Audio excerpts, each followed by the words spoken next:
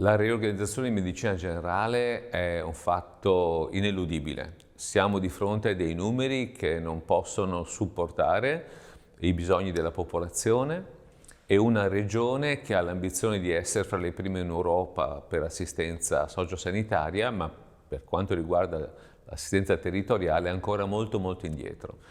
I dati sono noti, soltanto il 23% della popolazione è assistita da medicine di gruppo integrate, cioè da organizzazioni dignitose di un paese europeo, il 40% dei medici ancora lavora da solo, quindi il 40% della popolazione è assistita da un medico che con tutta la buona volontà, con tutta la capacità relazionale, non può far fronte oggi dignitosamente, con qualità e in sicurezza nella relazione medico-paziente, con bisogni sempre più crescenti. La nostra proposta è quella di modelli che riguardano il Veneto, una popolazione dispersa, in cui in alcune aree più del 90% della popolazione, vedi il bellunese, vive in comuni sotto i 7.000 abitanti, in aree disperse.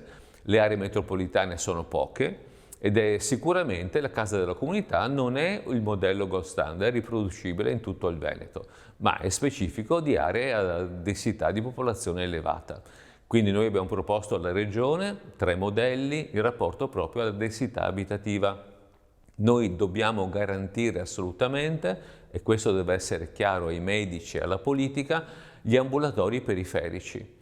Ma dobbiamo sostenere gli ambulatori periferici dove il medico lavora da solo e non ha la possibilità fisica di aggregarsi con altri colleghi, sostenere questo medico attraverso personale infermieristico e amministrativo. Come? Creando delle aree e dei team di assistenza primaria attraverso i quali 3-4 medici di un ambito territoriale disperso hanno però la possibilità di avere personale infermieristico e personale dedicato amministrativo. Questo è un progetto che abbiamo già presentato alla Regione. Speriamo che questo silenzio della Regione si rompa nei prossimi giorni. Noi siamo fortemente determinati a portarlo avanti perché crediamo che questa sia una risposta adeguata alla nostra popolazione e ai bisogni della nostra popolazione.